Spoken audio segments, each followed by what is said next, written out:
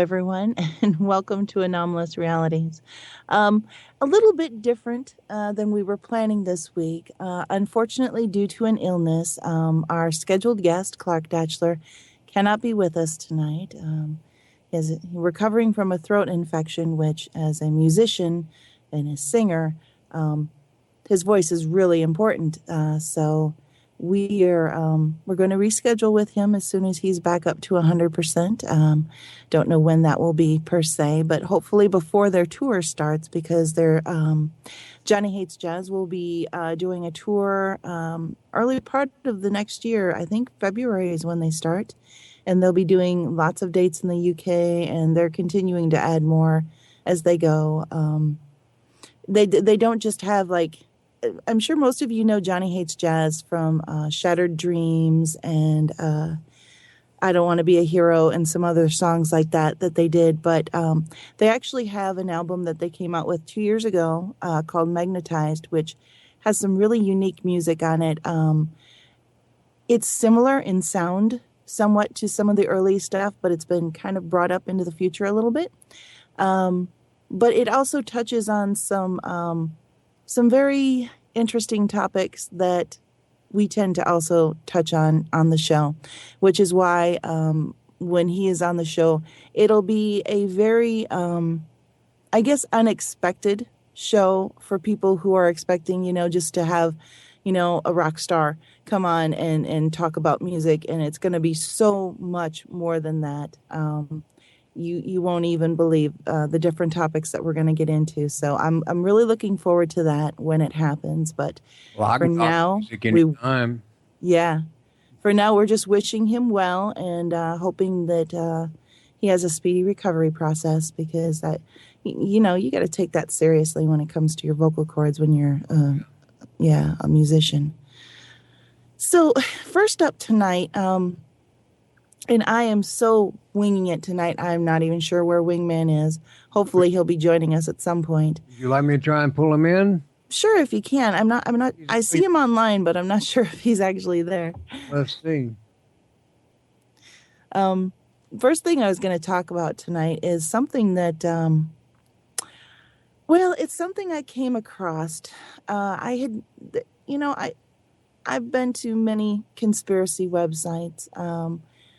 And there's one that I don't normally go to very often. I think we got him now. Wing, are you there? No, he dumped out. Oh, okay. He's not with us yet. A dump. I felt something pulling me back to it. It was one of the sites that, I didn't even have bookmarked. Actually, he said he'll be right there, so he'll be here soon. So Wingman will be with us soon. It's called lunaticoutpost.com. And something was pulling me there. And I couldn't tell you what, but I just felt like I needed to go there. And, a really weird turn of events happened, because I ended up there, and, there's a lot of people that I've known from the past there. And I mentioned something about, that I do voiceover work now, and that, there was something in the conversation that everybody was discussing. And one of the people was actually like, hey, I need some voiceover work done. So I actually ended up getting some work out of going back there. Maybe that was what called me back. I don't know. But while I was there, I found a very interesting story. And I'm sure this has probably made the rounds in the conspiracy community. But it was new to me. And it really struck me, because I remembered this exactly as the people that brought this up do. This is a topic about parallel universes, okay, or perhaps a glitch in the Matrix. I'm talking about the Berenstain Bears, which when I grew up, I remember them being called the Berenstain Bears, and they were spelled with an E, not an A. And here's the weird thing. I can not only remember that it was originally spelled with an E instead of an A, it was Berenstain Bears, but there was a time in the late 1970s, before the 80s, that I can remember, and I was probably in kindergarten or first grade, trying to read that name, their name and how to pronounce it properly. at a time when it was actually spelled Bernstine.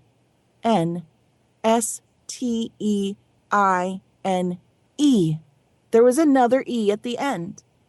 Now, in the 80s, there was no E at the end, but I remember in the 70s, the late 70s, when I was like in kindergarten, first grade, there was an extra E on the end.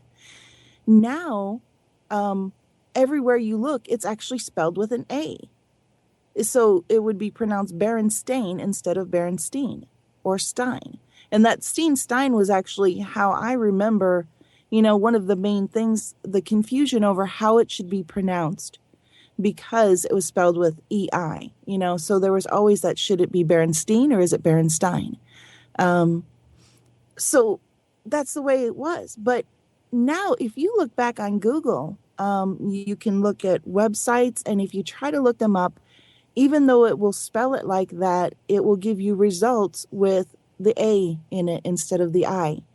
It goes back so much that there are actually videos of old ads for a like theme park type of attraction that actually had a Berenstain Bears attraction, and he pronounces it like that from like 1983 or 86.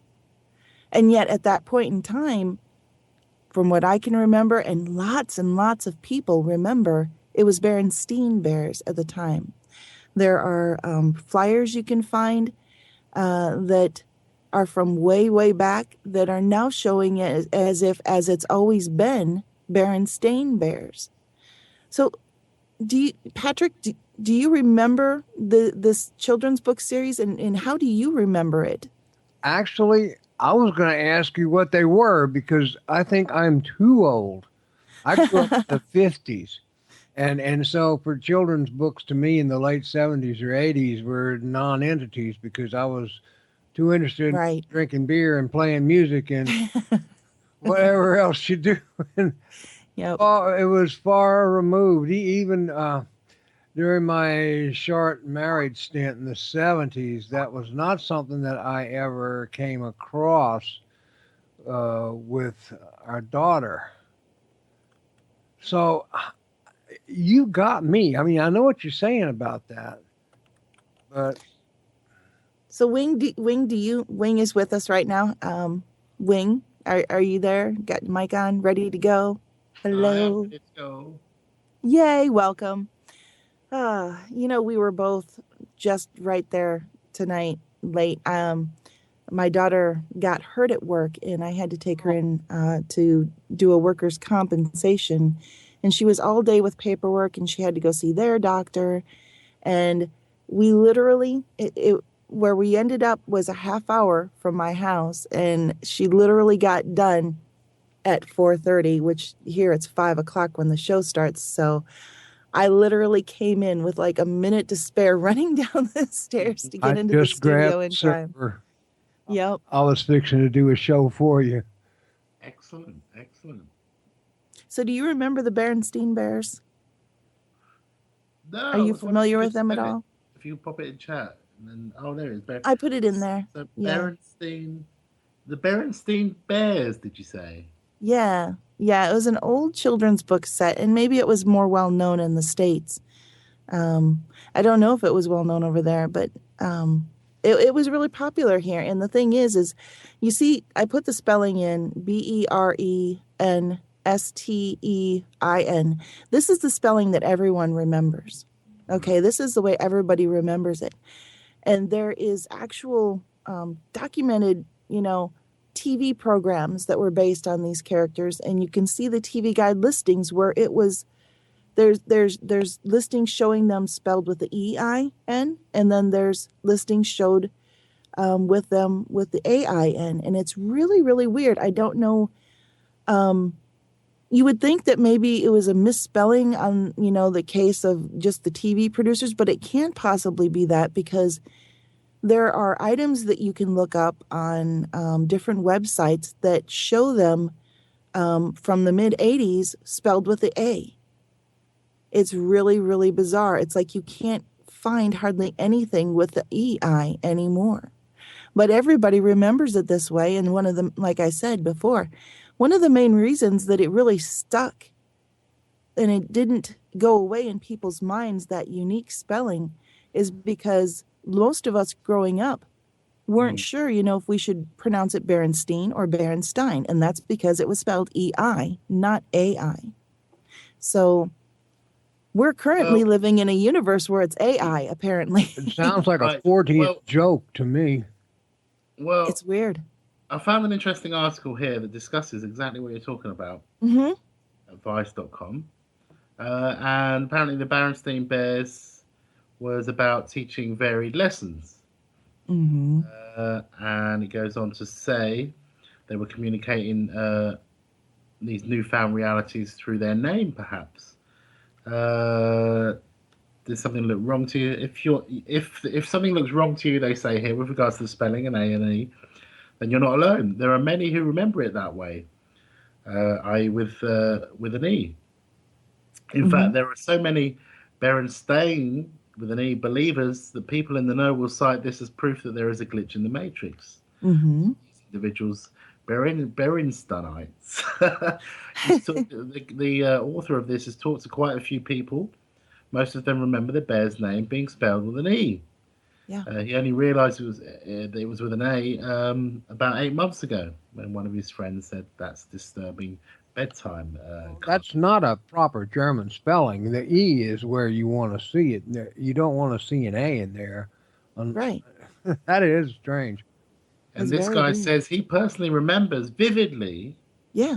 Berenstein Bears being spelled with an E and calling it that for years. Yep.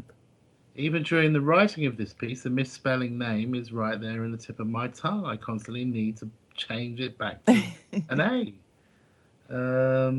He says here, carries on. Berenstein Bear Theory exploded last week on Run of the Jewels. Unlike many other conspiracy theories, the doctrine of the Berenstain seems to be gaining traction due to the fact that readers can take a side. There's Team Steen and there's Team Stein.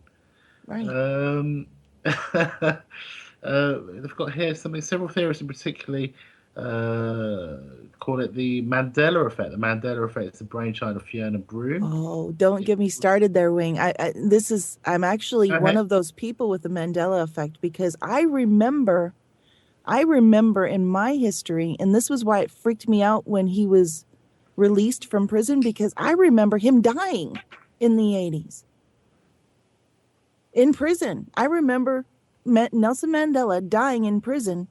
That's part of something I remember, but in this universe, he was released from prison. Okay, I've got a theory.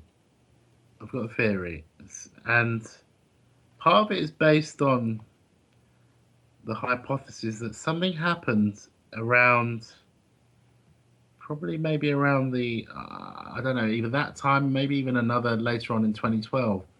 The reason I say that is because I have a set of memories Mm-hmm.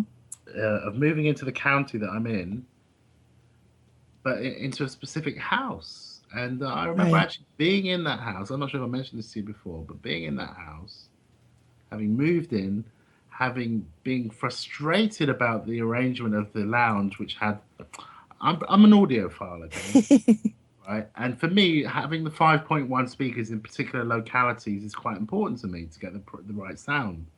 Now, in the particular lounge of the house I'm talking about that I didn't move into, but did move into in this other memory, Right. I'm frustrated that there's a corner alcove that's like a semicircle, like a curve, and of course, this isn't good for corner speakers. And I remember being quite frustrated at this. And anyway, one of the other things I remember doing is liking my, well, I've always liked my music quite loud. So rather than annoy the neighbours, I remember a conversation with the neighbour and having my remote control in my hand and waving it like through the window and turning it up until I heard it, asking him when he could hear the music. So I knew the highest level that wouldn't bother him. I never moved into that house. And yet there is a parallel memory of me being in that house with a friend. And it just so happens I put a deposit on that house in this lifetime, or in this line, if you want to call it that, but it fell through. But on this other memory, it didn't That's fall through, and weird. then we moved in. See, So that's what it's I'm talking about. It's like, it's almost like multiple realities, maybe. I don't know what's happening here. It's weird. something happened. Something this business of timelines, I believe, is Shift. absolutely true. This Shift business of happens. people remembering Nelson Mandela dying, I Hmm. believe, is absolutely, or I certainly that they remember believe that. it. It's not an individualistic thing. It's vast. They've got a name for it now. There are large groups of Uh, people with these shared memories that are different than the reality we're living in. right. So I believe it's very, very possible, and it's quite a thing to absorb, that in our history, at some point, something drastically diverged in terms of timelines, and we literally sidestepped into another timeline. And it might have even been instantaneous for all we know, but whatever it was very, very smoothly done because I don't remember any jolting specific grid points of the transition. Isn't it weird? Doing the effect, actually. For me, it seems like there was multiple switches because, like I said, I can remember a Berenstein Bears universe where there was actually not only an E in the middle, to the last part of the name, but also at the very end of the name, which is something that not very many people remember. Um, but I was so young at the time, it made it so difficult that it just stuck with me. And then it kind of just shifted to where they dropped the E. But here's the weird thing about this book series that I was talking about. That when you look at the book, it's written by a husband and wife couple, right? Stan and Jan Berenstein. Hmm. So in each universe, it has the Berenstain Bears are based on the Berenstain couple, the authors. See, that's where their name comes from, is from the author's name. So it's not like these people changed their name, did they? Unless they're just using pseudo names. But still, at that, the past has changed. At least in this timeline universe, I don't know what to call it. Well, Something different. this might even bring into question the fragile nature of a timeline, whereby, for Hmm. example, what if someone did go back in time, Right. tweaked that one letter in that one very well known Uh-huh. series or cartoon? It was cartoon, wasn't it? It's like a hint to let you know. Just to let everyone know how Things. fragile or how subtle time alteration of a timeline can be with regards to time. Mm-hmm. One little change, One and little everyone sees it change. one way, and yet here it seeps into our history or our present, should I say, as another thing altogether. Well, isn't that interesting though? Because I mean, people have always theorized, that there could be paradoxes that would cause huge problems, if people traveled back in time. Um, does it create a separate reality, or does it just change our future reality somehow? And here's the thing: it looks like something has changed. Maybe that's how it changed. Maybe it was a shift. Maybe we've shifted into a different reality because of our vibration. Remember, we were talking about that a couple weeks ago with Sherry Wild. She was talking about the Earth needing to shift and that it was going to shift. Maybe shift happened. Maybe shift has happened several times. That should be a bumper sticker. Shift happens. Hmm. Shift happens. Hey, and consider this. Like on a computer, if you've got some important files, you'll back them up. Well, Right. what if our timeline's backed up, and there's a if anything happens, a natural disaster, we Hmm. literally blink out and then blink in again on this other backup universe. Yeah. It's crazy to think about. I mean, it's literally mind bending, honestly. Here's some other things. New Zealand, the placement of New Zealand. There's a lot of people that remember it north of Australia.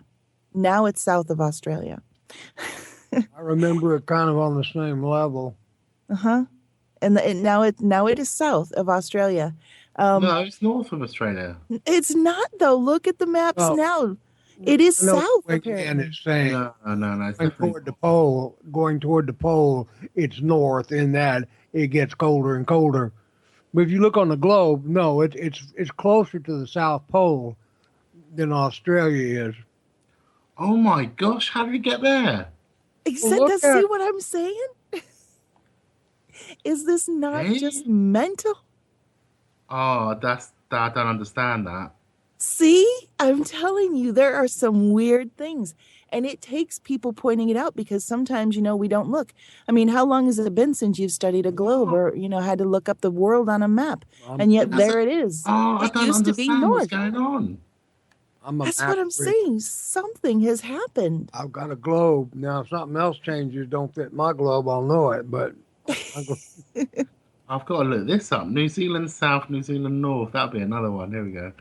South and North Islands, yes. It's just The whole mental. mess, the whole mess is further south than Australia. I don't remember it being that much further south. It's Shocking. it Hey, is. oh look, above top secret. That. Let's try that. Shocking. Here we I go. do. Shocking. New Zealand and Australia are out of their place on the map. Hi Mhm. all. This subject got started originally in the thread. Something has changed the timeline.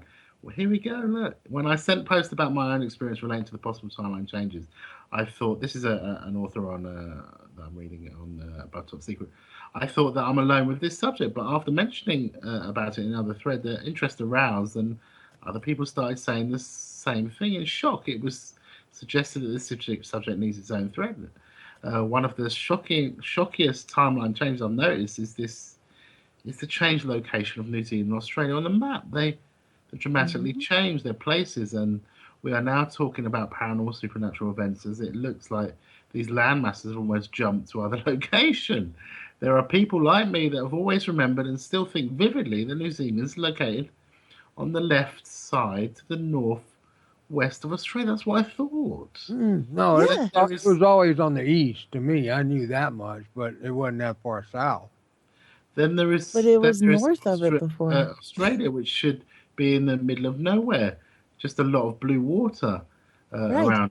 around, except for New Zealand's on its left side, away from other land, except for New Zealand's on its left side. But New Zealand isn't on its left side, apparently, according to this. It's on the south east. Yep. Oh, I don't know. He must have got that It's wrong, just sure. crazy. But if you go and check the current location of New Zealand and Australia with your Google Earth, you start to see something really weird. New Zealand seems to be jumped on the other side to the south east, exactly. On the Hmm. Australia seems to be shifted a lot to the north, very close to Papua New Guinea, so it almost touches it. It's about to slam into New Guinea now. Yeah, Isn't that? I don't. Again, yeah, I don't know what to say. I'm baffled. I know. It's just it. I know, right? I mean, this is just some of the things that people are just kind of gradually pulling together and noticing. Um, I don't. I don't know what to think, honestly. I mean, what are the possibilities that we're looking at? What could be responsible for this? Have we shifted? Have we actually shifted into a different reality than the one we were previously in? Um, and it makes you wonder, have we left people behind? I mean, are there, like, were we with other versions of the people that are currently in our lives? Is that why some people kind of seem different than they used to? I don't know. Hold on, let me think. Okay, someone says here, don't you find it bizarre that the only people that think New Zealand has moved are neither New Zealanders or Australians or anyone that has been there? If New Zealand had been in the tropics, then it wouldn't have snow covered mountains or be as green as it is now. Um, Certainly wouldn't be full of Caucasian people, considering the proximity to Hmm. Southeast Asia. What? It's so bizarre. I mean, So I bizarre. certainly remember skiing, people going skiing in New Zealand. I mean, Hmm. then it looks. I need to put the equator on here because that will give me a better idea. They filmed Uh, the Lord of the Rings there. Borders and labels. Here we go. Oh no, I'm gonna put the grid on here. But there we go. Oh my gosh, what? Yeah. Yeah. Okay. So I don't know why Australia's so hot then. Where if it is where it is. Um. Yeah. They've got snow cap. It looks like they've got snow capped things. I just don't remember it being. Oh, I'm confused. I've got a headache now. It's really strange. It's really strange. It Yeah, is very, very strange. but So wondrous now, at the same time. I mean, this is what I love about. Yes, it's a travesty that we're stuck on this little blue dot in the middle of nowhere, right, in the middle of a universe that seems to go on for a long time. But I do love the wonder of it all, even just given our own planet. Well, you right. might say the same thing no matter where you were in the universe. Yeah, Yeah, true. I wish we could sort our shit out and get this house in order. Because at the end of the day, we are Exactly. a species. That's something we really, really need to do. That's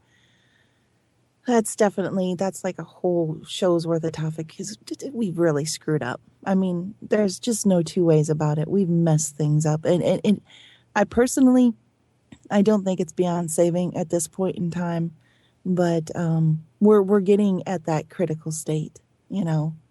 And perhaps that's part of the reason for this glitch shift. I don't know what you would call it. Um, it's very, very strange. And the saddest part is that even the elites aren't happy. I've said this before, and they're caught up in a fictitious, illusory world just as much as we are.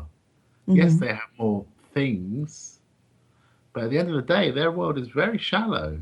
Hmm. It's very Yep. pretentious. It's very much a facade, and they're lying to themselves as well. So it's like we've got this almost kind of standoff of sorts between the ruling upper classes and the lower classes that are propping up the upper classes. And Yep.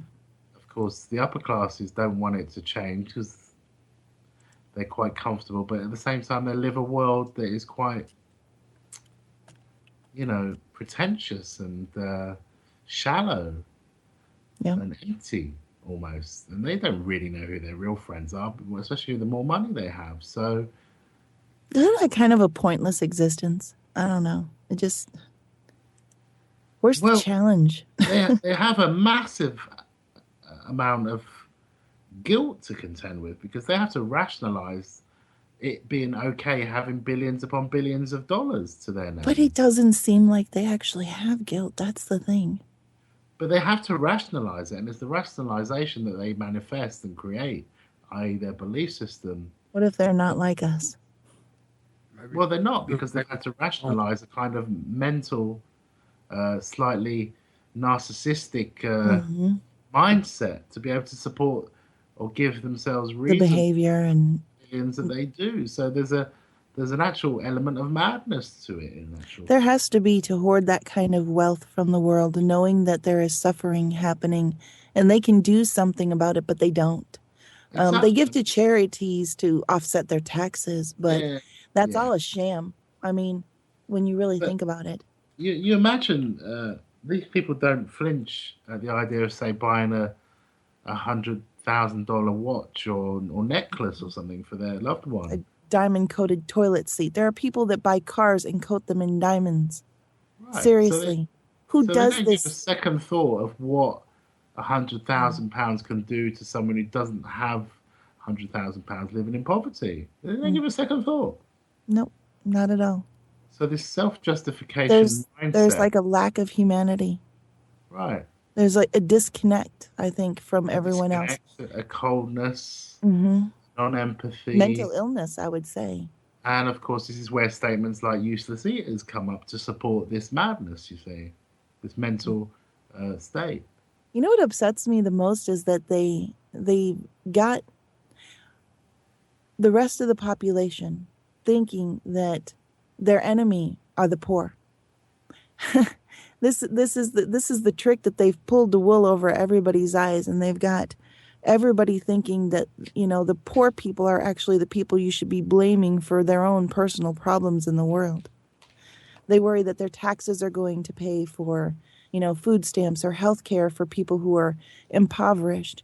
And I saw something earlier today that showed, the amount of money that, a person that makes like $50,000 a year that goes to, how much of their taxes goes to paying, for food stamps. And the majority of their tax money actually went to corporate subsidies. Mm. So they're actually paying a lot more of their taxes to rich people who already have more money than they need. And And that they're upset at the poor people for not being. It's crazy. and I a big chunk of that is going to be agricultural subsidies. But if you look at a pie chart of actual tax no, expenditure, these are corporate. the expenditure on welfare is normally around the 3 or 4% mark in And they total. continue to cut it. They continue to cut it. People living on Social Security are just barely eking by. Some of them, I'm not eking And, by. and they do the same over here. They're constantly attacking the welfare system. Oh, we need to cut back on the welfare system, and it's a way of focusing the problem, whatever that might be, on uh, the people without jobs and bums. You'll notice that word used a lot. Whereas it's actually, for the most part, people who do confront, try to redress the wrongs, try to protest, try to stop unjust corporate ways and corruption and fracking and people like Greenpeace and animal cruelty. Most of these people are what the upper classes would call bums because guess what? They don't have jobs. Yet they're out there serving the interests of those that do have jobs that don't have enough time to think about these issues at hand.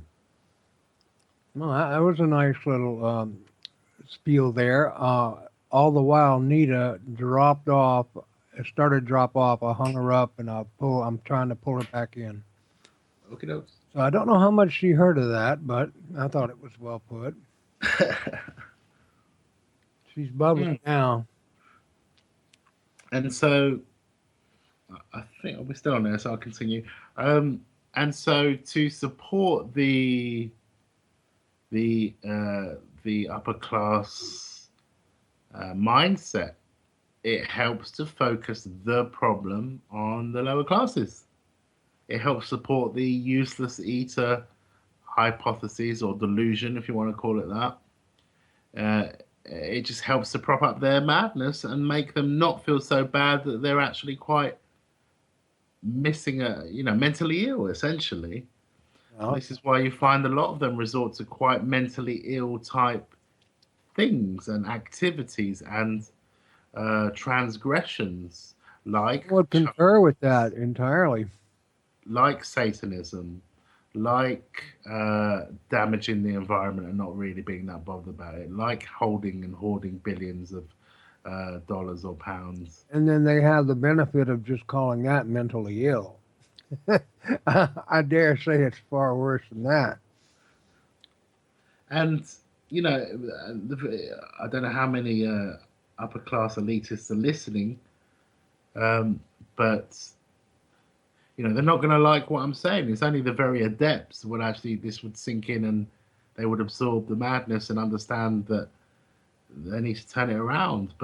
And this is what I was talking about the standoff. You see, we have a kind of standoff, and it's almost like a stagnation, and the waters in between are festering because we're not moving as we should. Hmm.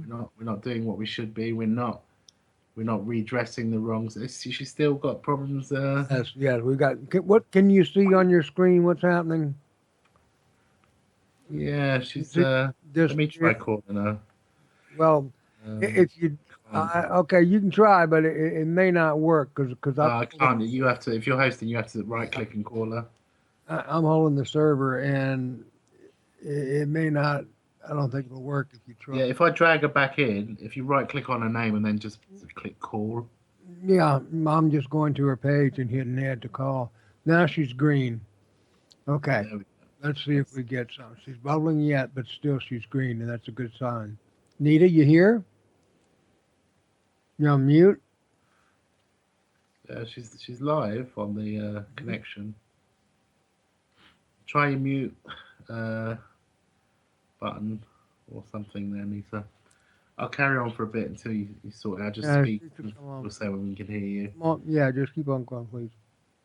I know we went off a little bit on a tangent there, but I guess it's relevant to what I was saying with regards to how awesome things can or could be. Oh, no, how awesome things are with regards to the explorative potential that exists outside of our world, i.e., the universe, and how we're missing out on this because of these ridiculous pettiness, this obsession with living in cities and missing out on the actual beauty of Earth has to offer. Not only Earth, once we're satisfied with that, we should be able to move on evolutionary in our own ways because we'll be in an environment that is in itself evolutionary and does facilitate progression and not propping up someone who's clinically insane, if you like. And this is what we're doing. We're propping up and we're rewarding the clinically insane. Let that sink in. Some, yeah, in en masse, in fact, to a great degree. But a few of us don't do that. And you're talking about, I hate the idea of living in a city and just living out in the country. I wouldn't even want to go any further until it was time to put the body down. You know, I'm not worried about. If, I always say, and I hate to sound like a jerk, but if God had wanted man to fly, he'd have given him wings. I And have wings. oh, okay, good. Oh, wow. That Next, was interesting. I yeah, think that was the Illuminati putting me in my place. I dare say it wasn't, but agree to disagree. But God did give us wings in a way. It's called our mind, and it's for us to find our wings. Really, it's like Yeah. when you join the air force, you earn your wings. Similarly, we find our wings. And and I've been trying to work out this Pandora's box of human evolution for a long time, and I'm rather good Mm. at it. I do know what I'm talking about with when it comes to human psychology and what the kind of spanners in the works are with regards to the process of human spiritual, mental, and if you want to call it wisdom, or the Hmm. evolution of wisdom, because they're contributing to the spiritual evolution also, which is contributory to all the other characteristics and traits that are that is humanity. Things like joy, exploration, love, curiosity, courage, diversity, All those beauty. good things, they're the reason we're here. Beauty's been left on the sidelines. Oh, Um, beauty is so important, though. oh, I know. And these people, you've only got to go into Google Earth and look at some of the pictures that are in these remote areas. And you click on some of these pictures, whether it be many in Africa, many in South America. And I guarantee you, people have forgotten what beauty in nature is, for example, but not just beauty in Mm. nature, but archaeological beauty where there is man made constructs. Yeah. People are forgetting this thing called beauty. It's like they're obsessed with the city, and the cities are quite ugly, unless you're talking about They really places like are. Vienna or Florence, for example, or even other places as well, Two, including two was nice. some Reams. south Mediterranean, some old Mediterranean, some places in Morocco, for example, where the old who was in Morocco, remind the Persians and the Moroccans, and of course the early Islam, um, and in southern Spain as well, where they were. Yeah, so archaeologically, the Muslim world was actually quite good at architecture, Hmm. as were Yes. the Romans, and they built some quite amazing, beautiful buildings. And then suddenly it all went pear shaped in the name of efficiency, speed, and but no.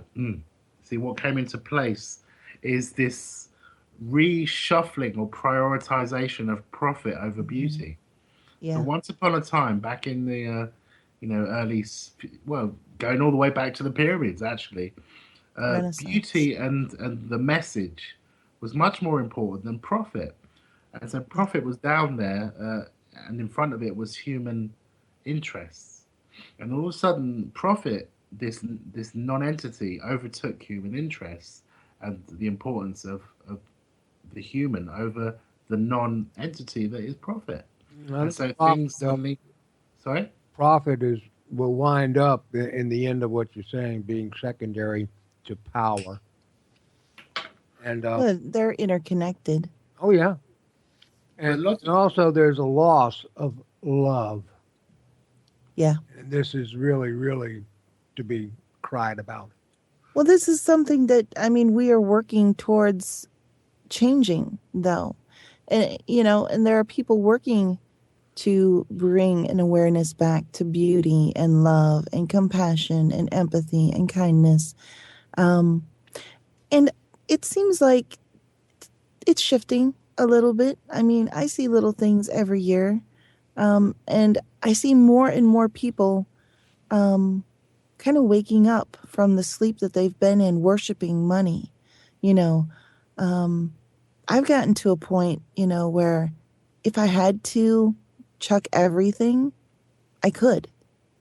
I mean, I've actually gotten to a point where I'm okay with letting go, of possessions on a large scale. Um, and I know I have a lot of people in my life that aren't okay with that. Um, I've thought about it because I used to be there's a few things that I just can't do without, and they're my tools and they're my instruments. I think everybody has some things that are somewhat quintessential to their journey, and they're important for them to have with them. But I'm talking about, you look around, um, you have art or, on your walls or little things and knickknacks and trinkets, the gifts that people give you on Christmas, things like that, Um, so much of it is just unnecessary possessions that we don't really need. So right. We have we have a few things in our lives that are important to us and they help improve the quality of our life, but there's just a whole lot of clutter. Stuff. We need, places to store our stuff so we can get more stuff. Those, I'm referencing Carlin here. but George Carlin, miss him. the amazing thing is, we as a species, we have the capability, we have the know-how, we have the wisdom, we have the intelligence to be able to be radical enough to be able to use the information that we've gathered, use the technology that we've learned, and reapply it in a kind of new environment, a new renaissance, a new spiritual awakening, if you like. Maybe not necessarily spiritual, but spiritual and actual reawakening and emphasis, reprioritization of what should always remain important to the human species, as opposed to this non-entity that we were talking about called profit, Hmm. which is logically, absolutely, categorically, undeniably ridiculous to have profit, a non-thing, prioritizing affecting human affairs to the sake of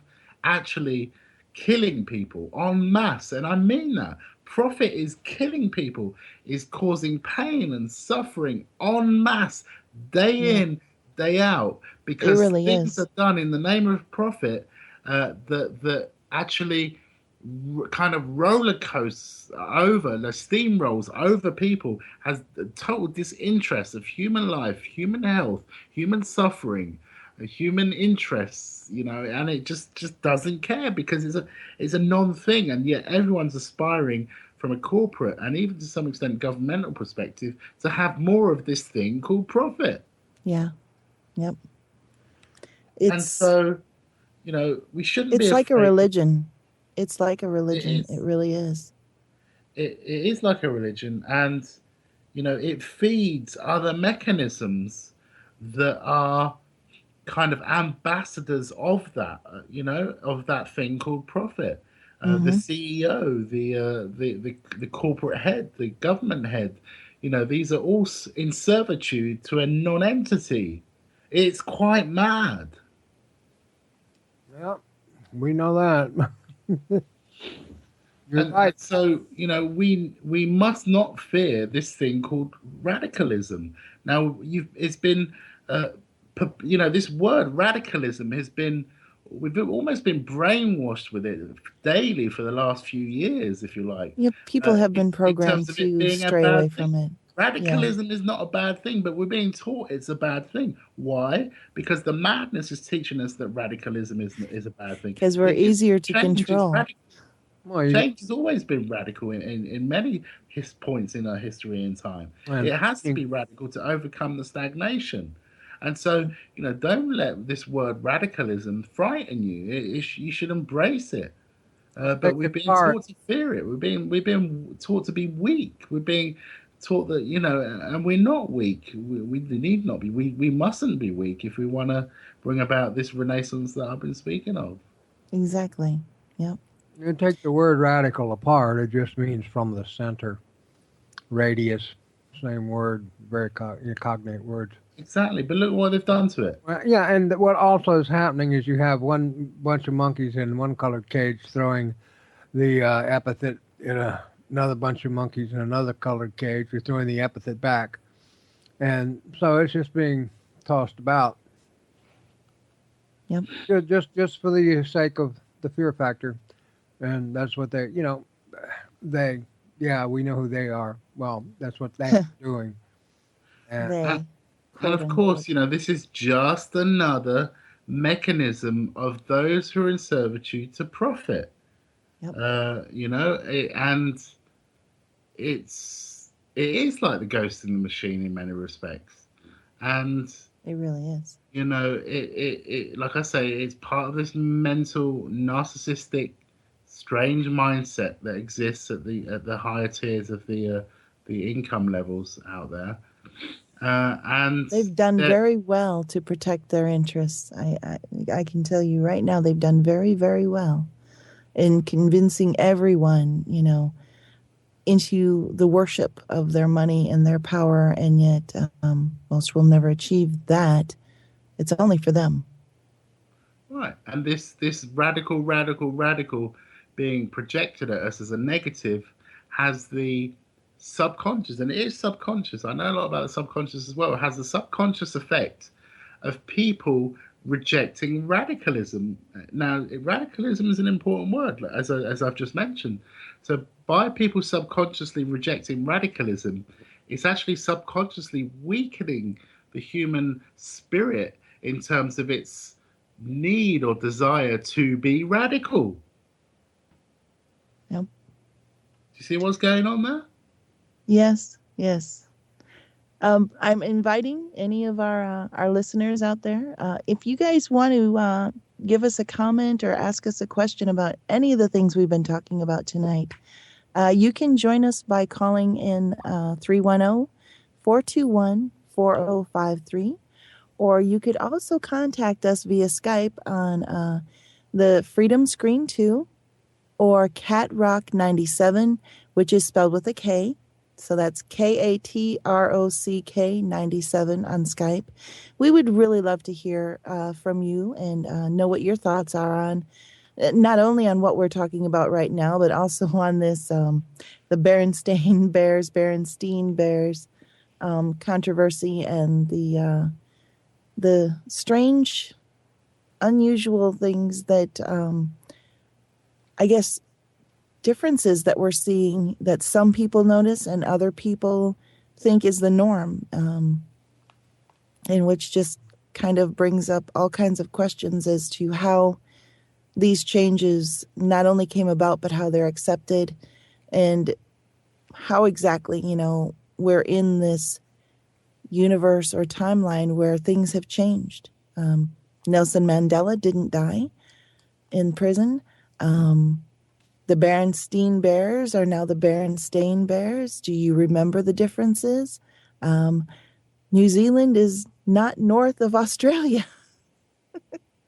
It's just it's craziness, and for those that, think we're completely off our rockers and everything is exactly as they remember it, um, perhaps you are indigenous to this timeline or this reality we're living in currently, but we're certainly not alone. Um, there are a great number of people that have experienced this strange shift, and we see these differences. So, um, those of you that are noticing these little glitches in the matrix, give us a call. Give us your thoughts on it. Share what you remember, and let us know. What you think about this whole thing. Um, and yes, I am reminded that we're up against Sean David Morton. This is a name that is akin to God on Revolution Radio, I guess. So I guess we got our work cut out for us. But, if you guys are actually listening to us, we would love to hear from you.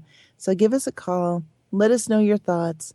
Um, and we've got some new topics we'll be talking about at the top of the hour, although I think there will probably be some more discussion on the what exactly is going on with these differences, if it's an alternate reality, what's happening here. There's some more glitches in the matrix that we can talk about, and hoping to do that when we come back from our break. Which is about to hit any second, but Yeah. exactly that very nanosecond is hard to predict. Generally, someone's. Yeah, you never know. You never know when it's coming. We get Well, music. I, there are go there ahead. are You other chat away. observations I can touch on after the break with regards to maybe what I've seen and what others have seen with regards to Excellent. the Matrix. But I'm maybe afraid of mentioning it because it's a little bit silly. No, But Okay. no, I want to hear it. yeah, no, there are strange things that happen out there that are, I Yep. believe, glitches, and that's when you Yep. see momentarily behind the veil. You know. Yeah. So when we come back, we'll be covering that. And in the meantime, you guys can give us a follow on Twitter. My Twitter is at Nita Who. I'm working on getting a Twitter going for the show itself, although I do use at Nita Who to promote the show primarily, and that's NITAWHO. You guys can also follow us on Facebook, facebook.com/anomalous realities. And you can be sure to give my page a like too. It's facebook.com/shaman elder. And also through my Facebook page, you can request private readings and healing sessions and guided meditations. So I'll tell you what. Maybe we just did switch a reality because I still don't hear any break music in I it. know, because we used to, it was at 5 minutes till that we used to Huh? get the break music come in, and then 2 minutes till now, and it's oh, well, another one of those glitches. Twilight Zone music. Do, do, do, do, do, do, do, do. It's an awkward time of the hour because you don't know whether to start. I know. We don't know. It's like, are they going to take us off the air in a second, or are we just going to keep going? I What's like. going on? Well, I trust in the Lord of Ghosts. The ghost in the machine, you mean? Yeah, well, no, the vengeance of the Lord of Ghosts. The G is often silent, and you'll see it in the Bible as the Lord of Hosts. But I think that was a Oh, really? yeah, it was a printer's mistake, and it's really the Lord. That's interesting. Well, that's I've another never thing to heard that. consider Like ghosts. I oak. mean, maybe to some extent, because we don't see them all the time, to some extent, maybe ghosts are a glitch in the matrix or can be considered that. Yeah, it can be many things. Possibly. Ghosts can be. Yeah. Yeah, I think they're a dimensional crossover. Oh my goodness, we're right at the hour and they're not Yeah, taking us to break. This is strange. Willow. Only Willow knows the answer to that.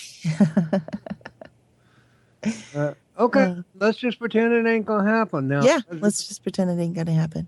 Okay. Well, you might as well do your bit, Patrick. Then, in that case, top of the hour. Um, well, I did it actually. He did it when we started Before the you show came, tonight. Yeah. but Okay, dokes. but I can do it again because it never hurts to repeat it. And Yeah. Okay. Yeah.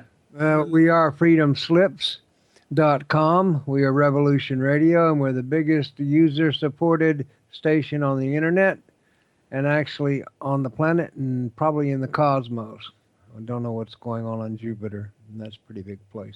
But anyway, we have some specials, and these are some good specials, and they've just been instantiated as of 6 o'clock, as of the beginning of this show. And aside from the fact that we probably won't make the goal for the 20th, we make the goal for the 30th, and the balance will go to the battered women's shelter. Now, from management at Freedom Slips, here we go. Starting today at 6 a.m. Eastern Standard Time through midnight Eastern Standard Time on Monday, 21st of December, we'll be running a trifecta Silver Rush Christmas special, and you have three choices. For $50, you get a 1 ounce silver bar, 0.999 silver. And for $75, you get a 2015 Silver Eagle uncirculated Brilliant. Brilliant. That's definitely to be sought after. And then if you're feeling really generous, for a $200 donation, you get a 5 ounce silver round. Now, these are good in the continental USA only. And if you want it overnight because you want it for Christmas, please add $15. And thank you for all your generosity. Please keep this generosity coming because we need it. And if you like what you're hearing as much as we like giving it to you, well, we need your help. And we're about 4/5 of the way there. And we're not even 2/3 of the way through the month. And so that kind of looks good. However, it's a time to never stop because what would really, really be nice is if we could get like 2 or 3 months ahead. And that's possible. But anyway, having said that, I now yield the floor to Shaman, Nita Elder, and her co host, Wingman. Yay, thank you. And we're back. Apparently, we're special tonight. We are not going to have a break, apparently. So yeah, it's really important that you guys that, if you like what you're hearing, do what you can, pitch in, help out. It's the holiday season and they give back. Also, if, it's the holiday season, I know a lot of people are doing, last minute Christmas shopping, things like that. I would like to really quick mention that at creationsbyelder.com, and this is my husband is an artist. He is a stained glass artist, and stained glass is much, much more than you will ever. It's not just church windows. He does three-dimensional art. This Yeah. it's incredible. I've known. He makes three-dimensional pyramids with crystals in them for healing. He makes holders for tarot cards or business cards. He has huge pieces that, he does custom work. So pretty much anything you can think of. And I've told him he needs to do a TARDIS, a Doctor Who, a three-dimensional TARDIS. Because if you build it, they will buy it. But, and actually, I mean, if somebody wanted one, he would make it for them. But, if you have any last minute gifts that you'd like to get, or something very unique that you'd like to have done, creationsbyelder.com. Stop by, look at the website. He's got a lot of stuff available right now.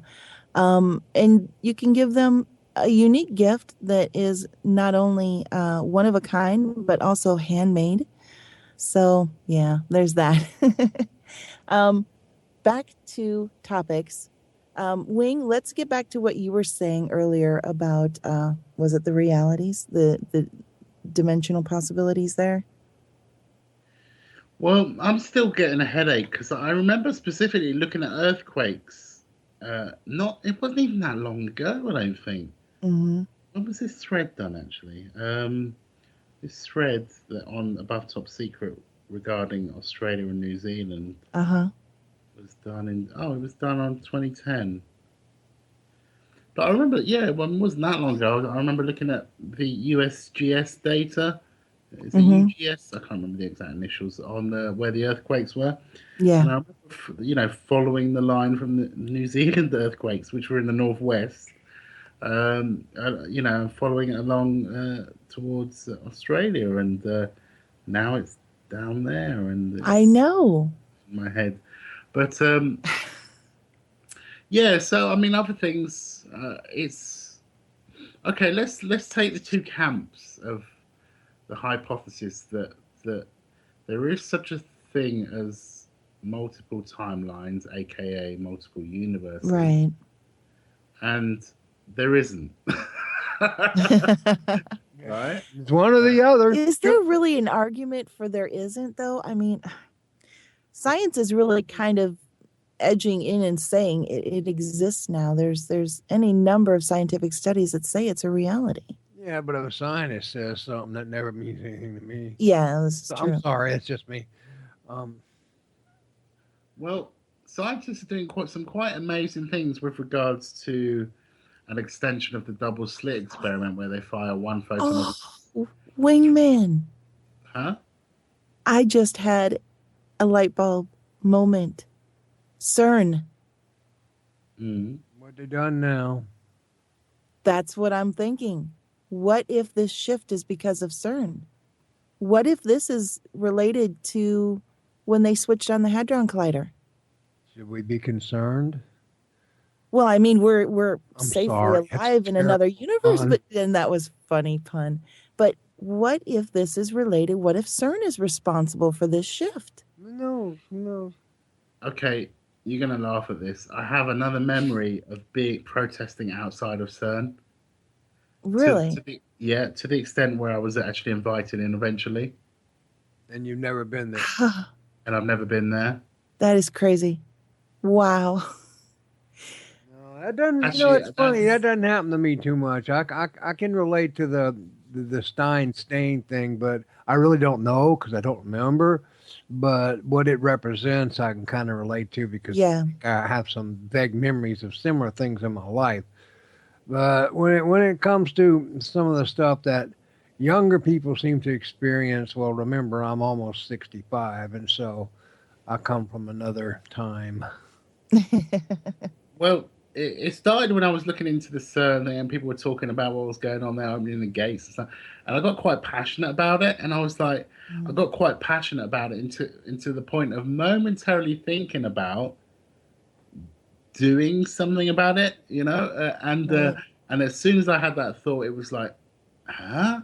What? And then I got this flood of memory, and I was like, huh? Where did that come from?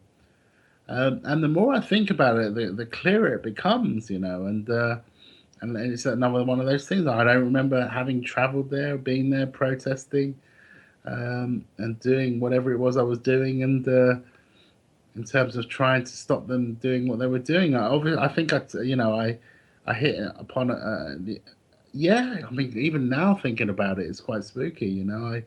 I remember hitting upon a fundamental aspect of it with regards to uh, the problem or the danger of introducing a different dimensional space into our own, whereby to meet that dimensional quality, the next particle, the next 3D particle, would have to convert to that dimension, thereby sucking in the space around it, if you like. And in fact, this Mm, was talked about with regards to the danger of black holes and right. CERN. So I obviously felt it was a real danger. So yes, it could again be down to CERN. I mean, we're talking about a multi-billion dollar project Mm-hmm. that has the capability. Incidentally, the initials Large Hadron Collider, which is what it is, Mm-hmm. effectively bombarding particles into each other near the speed of light, or as close as you can get to it. Um, and yeah, the LHC, Large Hadron Collider.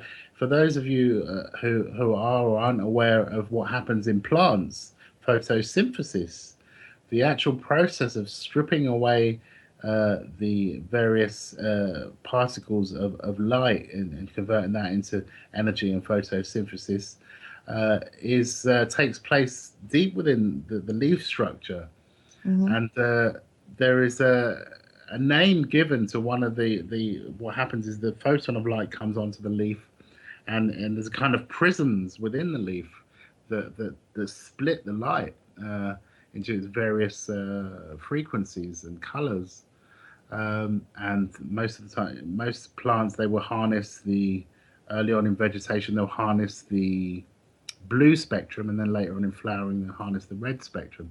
But to cut a long story short, one of the names given is the large hydro, the light harvesting complex. So you see the initials Interesting. LHC, Large Yeah. Hadron Collider. Now, is that coincidence? I don't know if it is Oh, or that's not. interesting. You know, Yes. do you know what would be interesting is if someone like Michio Kaku or Brian Cox or one of those very, very well-known scientists actually came forward and said, "Hey, wait a second. I do remember, the Berenstein Bears being the Berenstein Bears, not the Berenstain Bears. What's going on here?" And then they start looking into this. That would be interesting. I would like to see that happen, actually.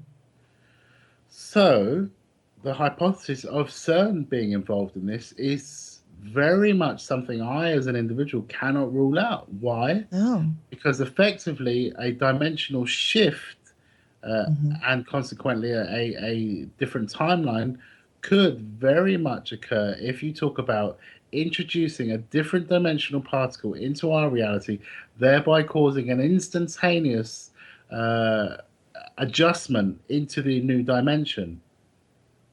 Yep. See? I mean, those are some of the things that, people had risen up concerns. They, had concerns about, CERN, opening up um, windows, doorways to other realities, things like that, opening up these tiny little mini wormholes, black holes, and not being able to control them, not knowing if they could control them and what they might do, what those consequences would be.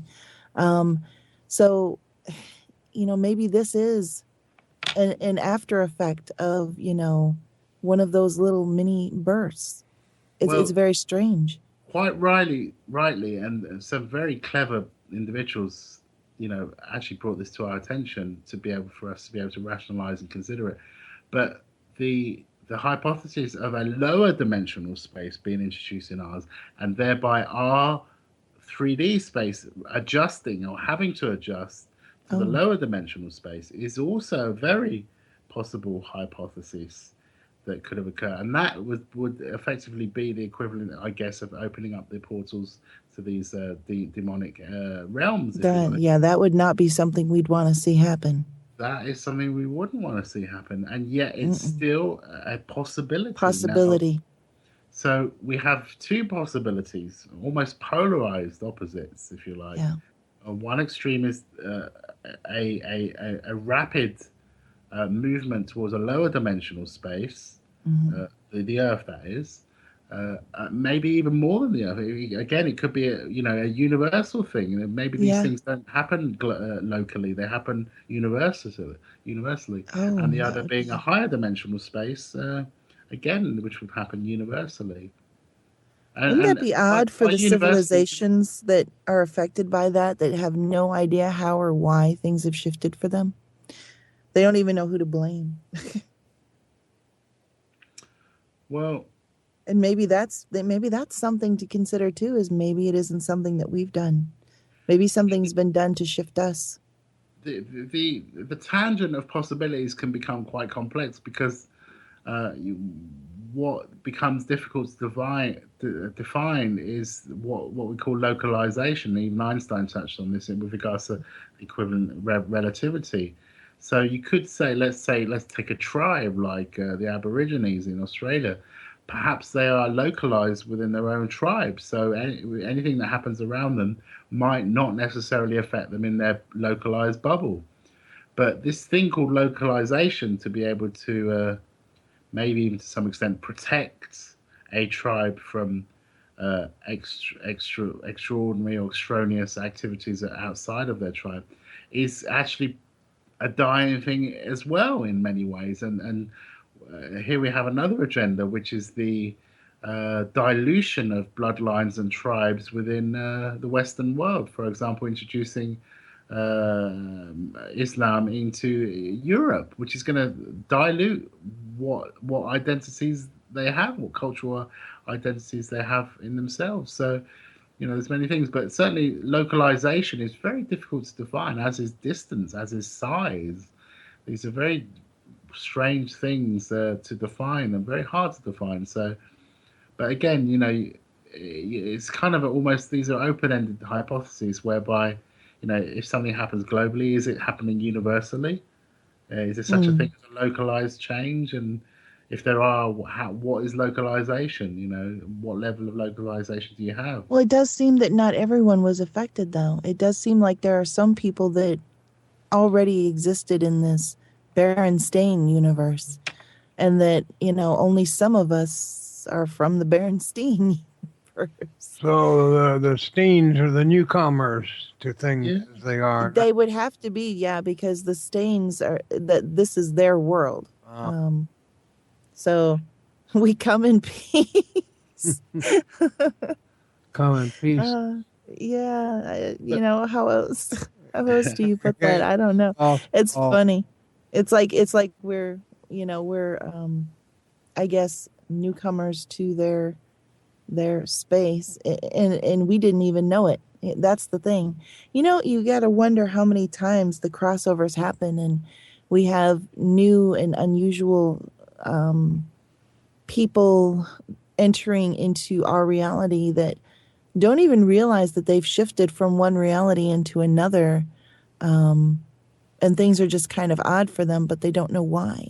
And that kind of goes along with, when people feel like they don't fit in, and they kind of feel out of place and stuff. And you got to wonder if maybe that is because they're out of place.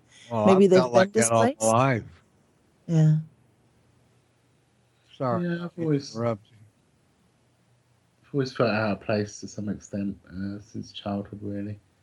But again, a lot of this is because of the strange memories that I had, and to some Well, extent, now, if you were to ask the guest that was on, and it's a shame you weren't here that week, Sherry, she would probably tell you the reason that you feel out of place is because you're a volunteer here. Um, there's, according to some understandings, there are people who are here that are fully human, but our souls are not, I guess, regular. They're not native to this dimension, not native to this planet. Their soul comes from usually the volunteers usually come from a higher vibrational reality, and they volunteer to come into Earth at this time to help raise the vibration, help the other people raise their vibration up so that Earth can shift up her vibration into the next dimension. Um, that's the theory that is prevailing, the belief, and that's what she was told by those that take her guys, as she calls them, which are grays, most of them, varying sizes, but they're grays. And that's what they've told her, and that's why they told her that she's a part of that experiment. And there's a lot of people that are part of the experiment that don't know it, and they will never know it, and maybe they shouldn't know it. well, I definitely consider myself one of those individuals. And to some I, extent, I feel I feel that way. I feel like you are, Wing. well, I remember the decision of coming to Earth to Hmm. help save humanity. It's one of my biggest regrets ever, actually, because of all the lifetimes of suffering that I've Hmm. experienced. Yeah, I'm not sure I wouldn't make the same decision again. I was very it's much harder than we thought it would be yeah. going in. Decision really yours? I mean, I I I I was quite outspoken, if you like, and I did consider humanity to have some very beautiful aspects to it, and I Hmm. knew it was under threat, and that many were being lost, and I felt compelled to help it. And We have I a guest in the wish I studio, hadn't, Wing. because it has cost me dearly in terms of, my own suffering and sadness. And, Yes. um, I'm sorry to say that, but it's come at a great cost, for me, Yeah. and others, of course, that have come with a similar agenda to help out. Yeah. Um, Paul, are you with us in the studio? Let's If see if we have him on mic. We have a caller in the I studio. yes, I yes, There I you are. am. It's so funny. My heart goes out because it's very difficult for males these days because we don't know where we can stand or portray because women are always empowering, right? And that's why obviously the male race said, "Oh, we'll be better," but that's not right. But the funny part about it is, it's difficult to understand and growing up in these days and working out who's who in the zoo, basically. So, That's a yeah, yeah, yeah, definitely. you know, um, like I'm a 41-year-old person, I have no kids or whatnot. So, ha ha, Hmm. yeah, and that's all cool. Yeah, that's all cool. I'm putting up with that. Yeah, I got me mum in the background. That's all cool. So are you from the Hi, Dollbear. Yeah, hi, Dollbear. Paul? um, Are you from the Berenstain or the Berenstein Bears universe? I'm not too sure. I'm male and I'm in Australia. You're in Australia. uh, Oh, yeah, so and I'm illiterate, so it's very, very difficult to work and understand on figure opposite that sides. out. Yeah. Yeah, So for you, do you remember New Zealand ever being north of Australia, or has it always been south of you? they're Anzacs. No, no, they're Australian and New Zealand is Hmm. Anzac. Yeah. Um, we don't treat them anything different and that. And the Maoris, uh, oh, great people. They do the haka on us. And who are they? Who are the Maoris? Yeah, well, they're Kiwis, New Zealand. Oh, the Kiwis from New Zealand. Okay. Yeah, All right. yeah, yeah. Um, they do the haka. It's Okay. funny. Yeah, And what is that? it's a dance they do try to imitate. Is it Well. tribal? It's a tribal thing, yes. Okay. Yeah, Is it a ritual for something specific? Do you know? absolutely. Do you know what do you know what the purpose is for it? I do. What they used to be was cannibals. Okay. All The right. islanders used to eat each other back in the day. Really? From I the did not know that. from the Philippines all the way down to New Zealand and even Australia. Um, that's why we call a boomerang that don't come back is a stick. But yeah. Okay. Thank you very much for sharing that with us, Paul. But yeah, it's not today though. Yeah, it's totally changed. Yeah, we've all grown up, and hopefully, we all love Revolution Radio, and it's fantastic. Please, Wingman, we understand. Um, Men and our situation now, because we love empowering our lovely ladies, but it's very difficult also, to work out how and why. But it's all cool. I think I'll go down, Pat. Up to you. Okay, Paul. What is it? Yeah, I think we're going to carry on with kind of you throw me off a bit there, Aussie Paul. Sorry to say. We're going to carry on with um, unless you got anything more to say about alternative universes, which we were talking about, and CERN and things like that. But have you got anything to say about that, Paul? Not at the moment. That's what we were talking about I'm earlier. waiting for the bushfires to fire up so I can go to work. But yeah, I'm CFA and I've already rang up and yeah, it's all cool. I'm on call. Okay, well, we're going to carry on with that. So unless you've got anything to say, it was good having you Thanks on. for joining us. Patrick, can we? Yeah. Cheers. All right. Um, Yeah, back to the yeah, topic. yeah, kind of thrown me a bit. I'm not sure where Oh, we we were left off. talking about Went. volunteering, coming into Earth and it being such a trial. Um, being here as a volunteer, coming to help, the shift happen and not quite knowing what we were getting ourselves into.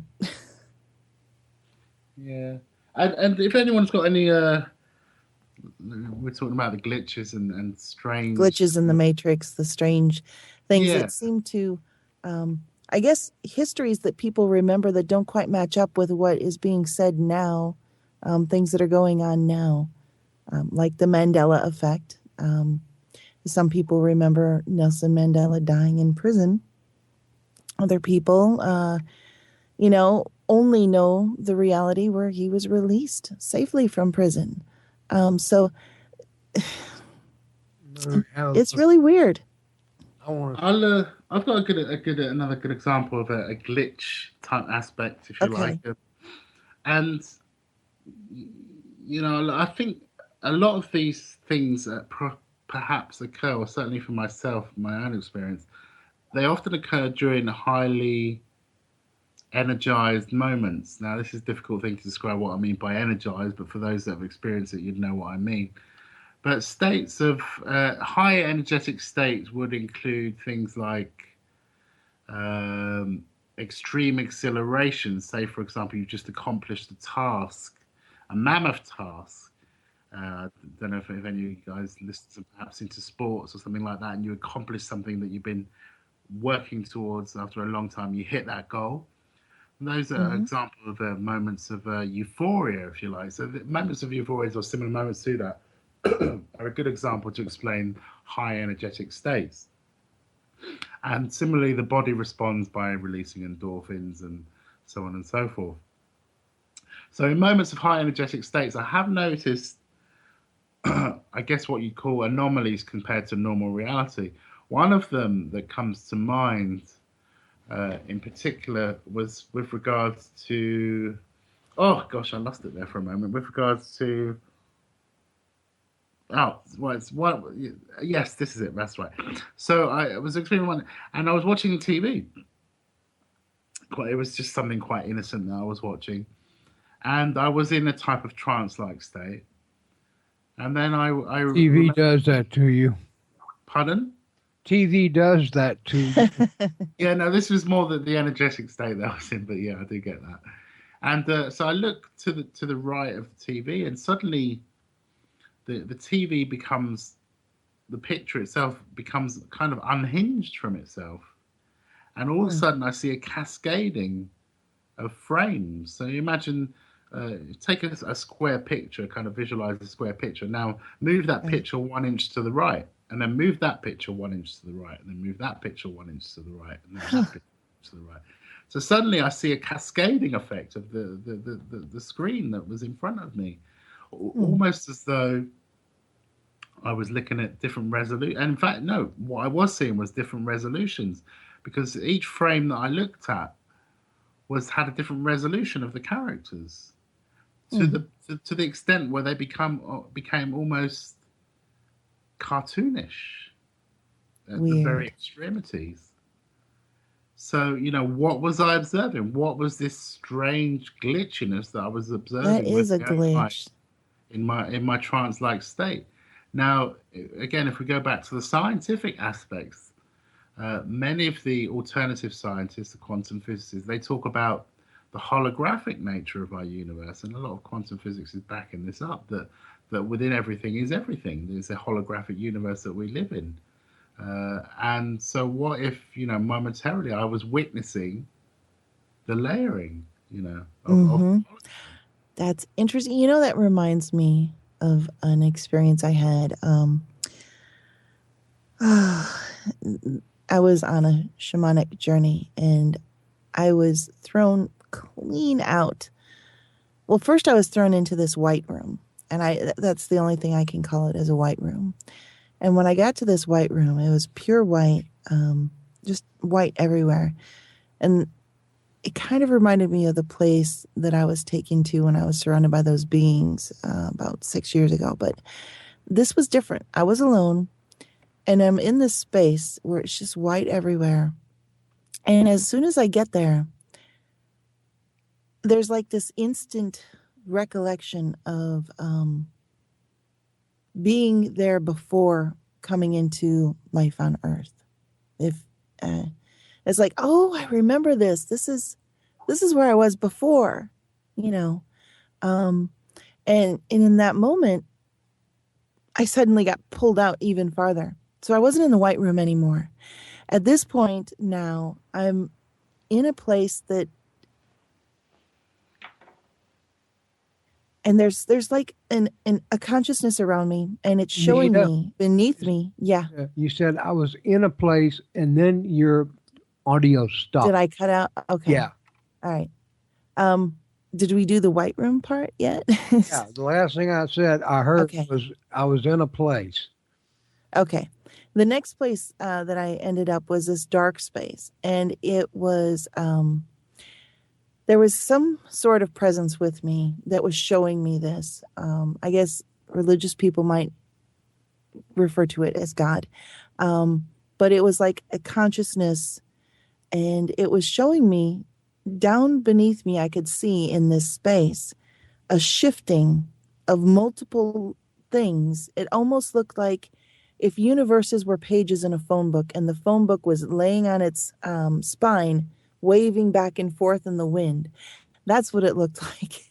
And it was really, really interesting. And I could look down at all the different realities and universes, and they're just flowing back and forth beneath me. I'm like, hey, there's mine, you know.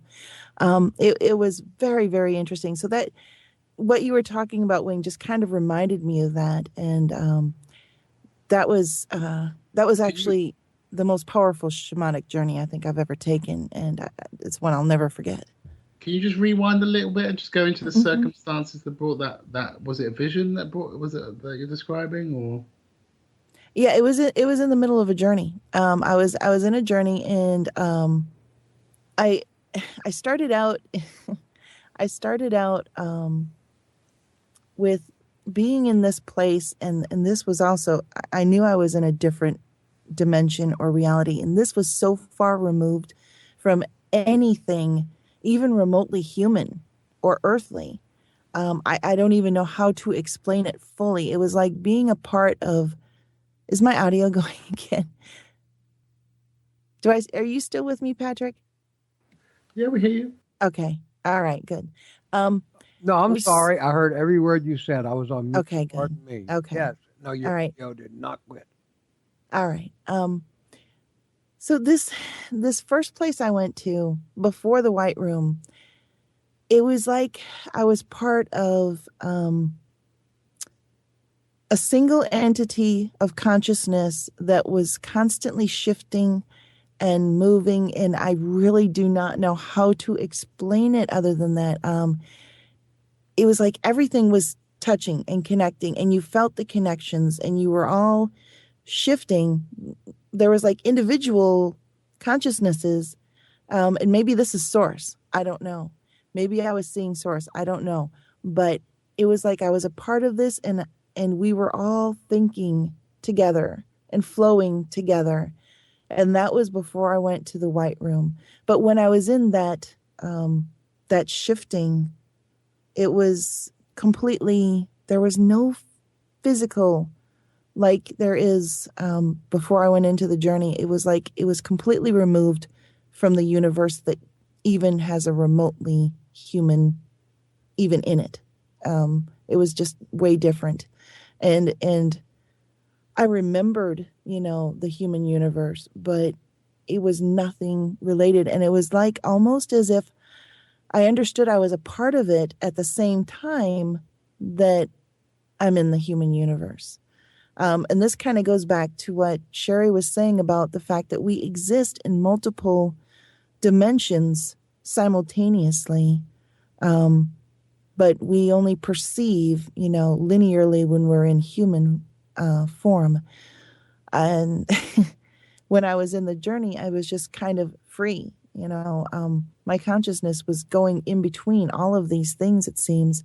So I went from that unified shifting consciousness that was several but connected, and it's hard to explain, to the white room, which I remembered as being the place that I was before I came into being, this human being, shaman, Lenita elder that I am right now.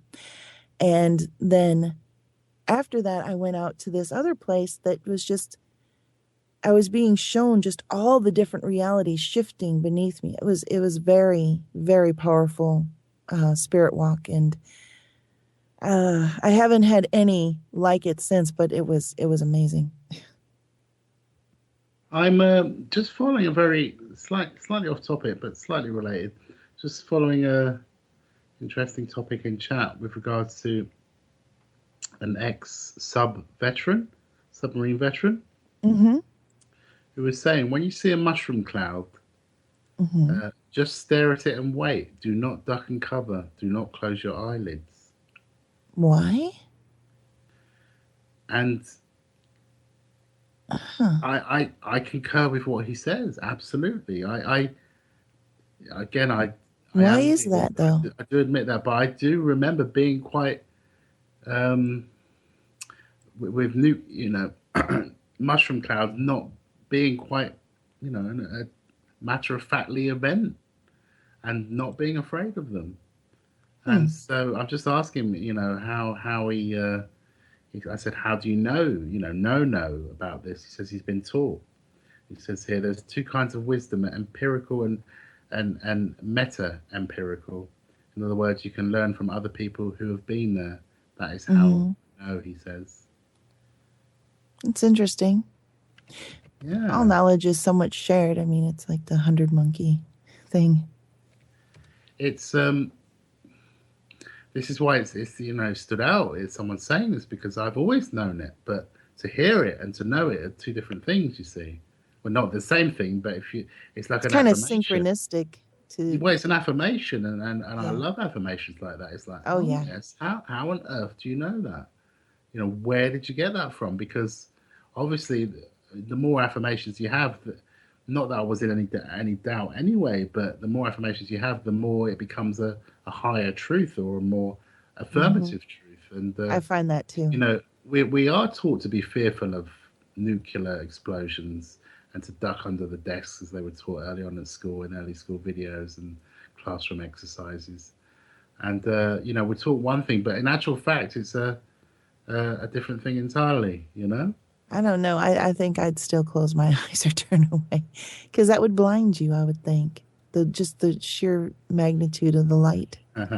Yes, well, being blinded and it's a different That's light. It's a relative. different. It's yeah, yeah, exactly.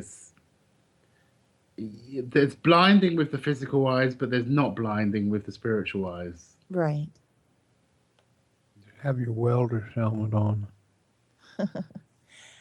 There's another story I wanted to talk about real quick. I read it a couple days ago.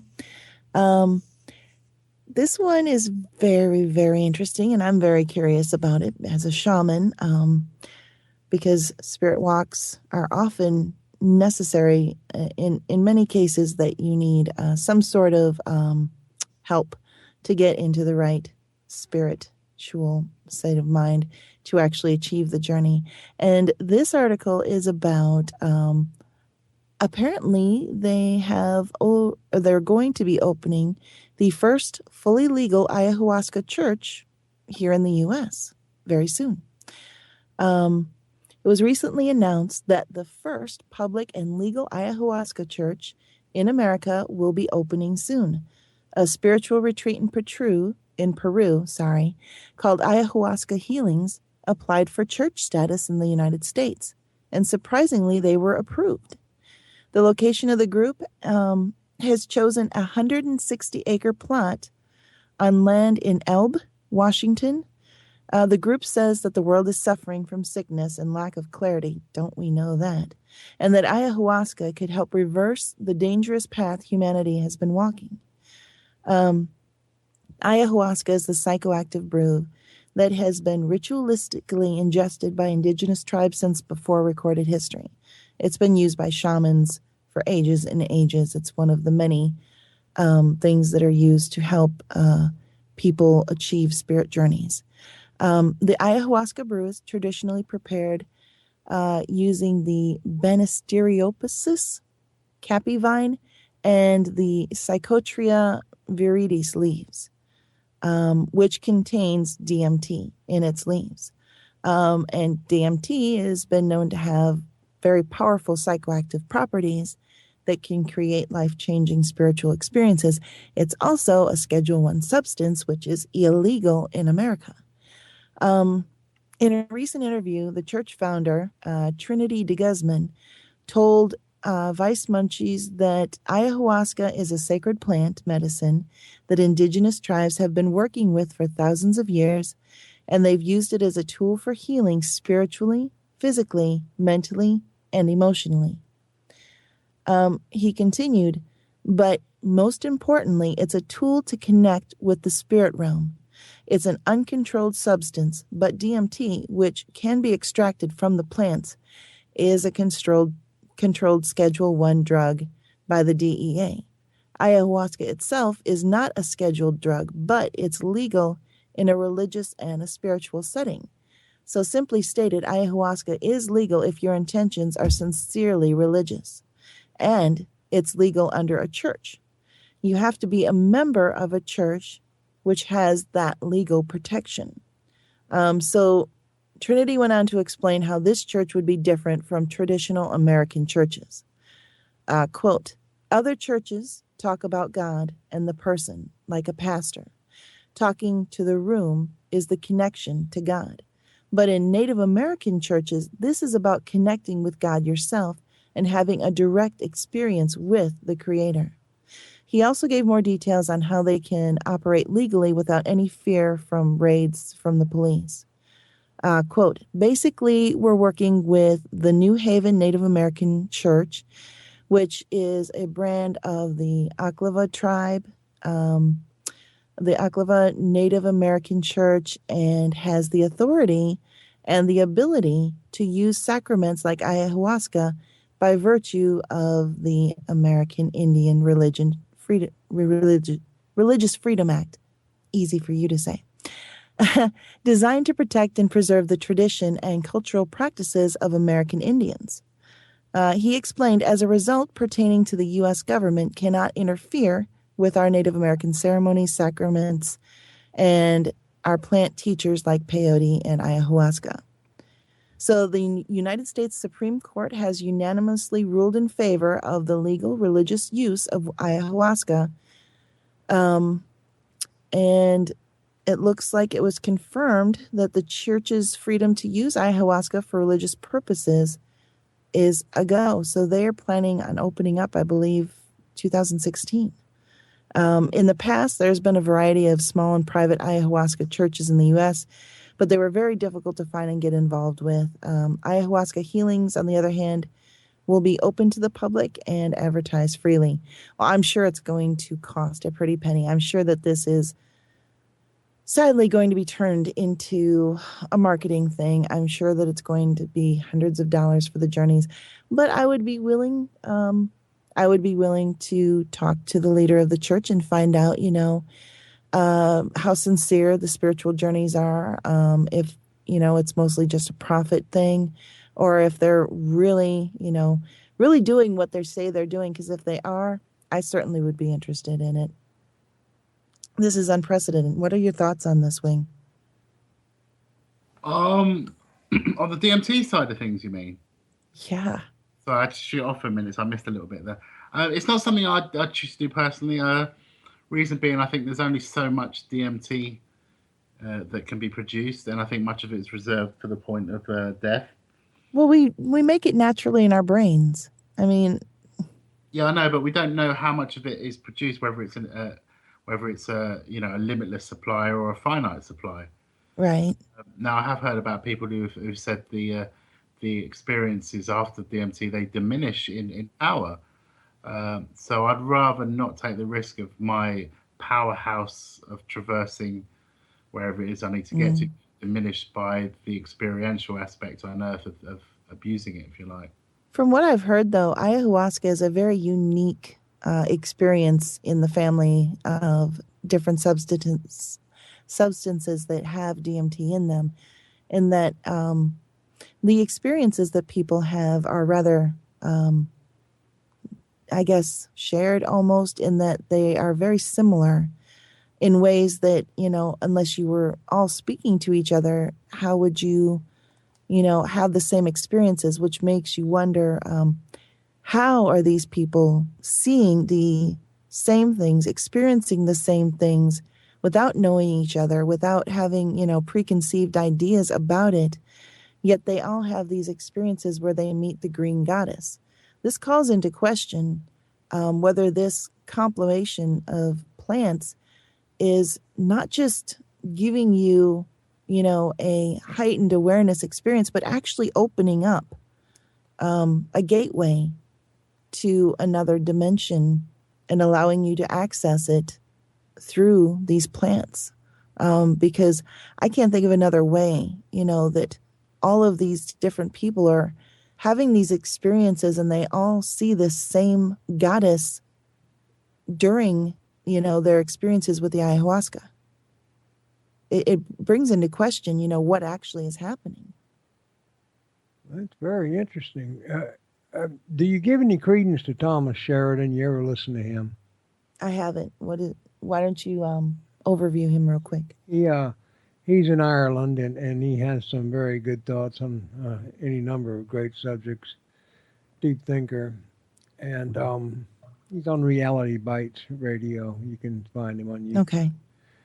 just like Thomas Sheridan. And he talking about ayahuasca, and one thing that he says he's noticed Mm-hmm. is that people, once they come back, uh, for all the wonderful mind-opening experiences they may Mm-hmm. or may not have had while upon it, they're really not any the better off when they're back at home. That's strange because I've heard the exact opposite. Well, that's what he has to say, though. And Hmm. I'll bear in mind what you said there too. But I just wanted to Yeah. throw that in for the sake of what we can all know about it and what we've. It's hearsay, but I do like him and I trust him, and I think he's an Right. intelligent man. So Well, now most of my stuff, most of my understanding, because obviously I've not ever had ayahuasca myself. If I ever take a trip down to Peru, but if this church opens, who knows? Maybe I'll visit the church and is, join. is it close to Just you? because I don't want to go all the way to Peru. Well, is the church close to you? No, no. It would be a trip, but it would be a much shorter trip than going to South America. Might be standing room only. Yeah, yeah, it may be. Well, and that's one of the things, I think I might be interested in maybe having the head of the church as a guest sometime Yeah. and talking to him about, what they're all about, how they plan on doing things, when they'll be opening, what their, I guess, process would be on membership, things like that, and, you know, what type of things are going to be involved in the journeys for people, whether or not they will have support during their journeys. Because with ayahuasca, it's really important to have someone as a guide with you. From what I understand, most of what I know of the journeys are from the research that was done by Graham Hancock.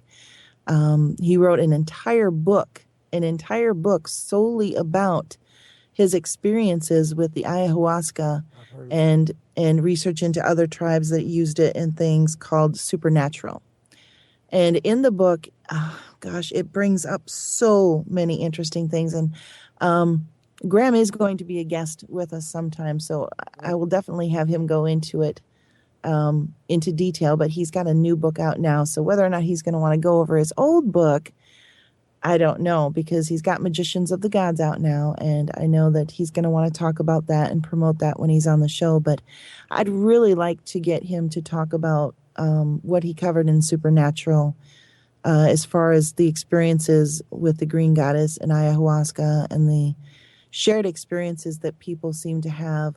And this goes back historically. I mean, he had he did research with cave paintings that were thousands of years old, where people had similar experiences in their visions and spirit walks compared to what people experience today. According You to know, it painted. mm-hmm. Yeah. So it's all very very interesting. Wing, are you back with us yet? Yeah, yeah, I'm here. Okay, all right. So yeah,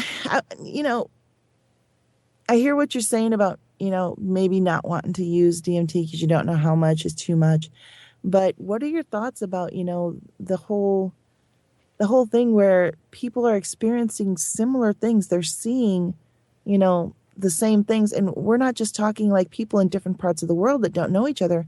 We're talking about people thousands of years ago versus today seeing the same things when they use the substance. Um, yeah, I mean, some of those things are that someone there's presence, a sense of presence. I think is one of the things that I've heard of. A sense of leaving your body or whooshing of leaving your body. Well, now with ayahuasca specifically, there are a lot of people that see a green goddess, and she kind of changes their perception. And yeah, and this green goddess has been something that's been experienced for thousands of years. Oh, that's interesting because there's something similar with regards to absinthe, which is Really? a hallucinogen. They call it the green fairy, though. Here's Wormwood. the here's Wormwood. one Yeah. of the ideas, real quick, guys, is that when people have specific experiences with specific entities related to a certain plant, um, it is considered a major. It is actually considered reality that what you're actually interacting with is the spirit of that plant. That's Um, yeah. Well, yes, yes, absolutely. The conscious people. We've forgotten this stuff about a plant being a consciousness, an entity, and Right. the various strains associated with that feeding into that entity. We're just not taught that. We think, oh, plant's a No, plant. Yeah, it's not. It's nothing. It's dead. Well, but it's they're not dead. It's not. not They're conscious, living. and yet Yeah. people don't understand the profound plants. intelligence, if you like, of some of these plants that produce. It's no accident that they produce the things and the chemicals that they produce because they are a part of that chemical. They are the chemical in Hmm. an essence of sorts. Look It's at it's the like, flytrap and look at the corpse plant in Madagascar. And hmm, oh yeah, those yeah, plants think. yes. There's thought involved there. They put something together. Well, that's being proven now too. There's research that's been done that proves that not only do plants communicate, but they feel pain. Oh yeah. Plants feel pain. Yeah, or if you sit there and you curse at a plant, well, the plant will pick up on it. Or if you Hmm. love and oh yeah, I've been aware of that for years. And if you look at Dr. Emoto's work with just different sound vibrations according to different frequencies, Hmm. frequency standards, it's all connected all across the board. Be it plants or elements such as water or whatever else, has dust particles or whatever have you. It's all there. We're all one in one universe. Exactly, and that's always been one of the Native American philosophies is that everything has a spirit, everything has, you know, an essence, an energy, a consciousness, even if, Mhm. even things that However, you wouldn't think of. however basic, the consciousness is there. And Yep. we live in one universe where even Stein and Stain will become one. You know, uh, even to the very extent that you could wake interesting. you could wake a mountain if you wanted. I mean, a lot of the consciousnesses are very Hmm. sleepy. It's like sleeping, the resting. And the mountain chose to be a mountain, and that which its consciousness extends to, which may well run for hundreds of miles Beautiful. sometimes. Yeah, But beautifully they shared. still will have levels of consciousness. Even man-made objects, I believe, can eventually, by kind of osmosis, have their own type of consciousness. I think For that example, like too. a ship, you know. And then Hmm. again, its component parts in the consciousness of its separate atoms and molecules, and all the structures as they at their several structures, as it would be said, as they're all added together. Yeah, why not? It's Um, you bring several different sleepy consciousnesses together and imbue them in the presence of a full consciousness, and that what will happen is it's like by a kind of entanglement, the inanimate things or consciousness or sleepy consciousness will become imbued with the higher consciousness, just like Yeah. this is where you get. Again, people don't really understand this area of things because that we haven't been adventurous enough to really go there as a species. We've really limited our Going thinking back a to what I was great talking deal about when it earlier with comes to that. suppression. you, Uh, that's one of the but reasons. I'm sorry. Go ahead, William. yeah, yeah, it is, and there is such a thing as man and machine, and Hmm. by this, these are what I'm essentially talking about, levels of mastery, but one can be at one with a machine, man and machine, when one is, in fact, many motorcyclists have done this, many extreme. We're talking about Oh, man and machine with regards to these motorcycle racers, many of them that have mastered the art. You it's know. like my car. The car, and I mentioned this in an earlier episode, but the car I got when I was 16, um, a 78 Mustang, and it was just beautiful. But she would not start for anyone but me. My mom could try to start her. She wouldn't start. I'd have to get in, start the car. If she wanted to drive it, then she had to get in. Friends were with me. I'd have to reach over and turn the ignition key for them for the car to start. Well, that was mean on the part of the car. That really put you to work.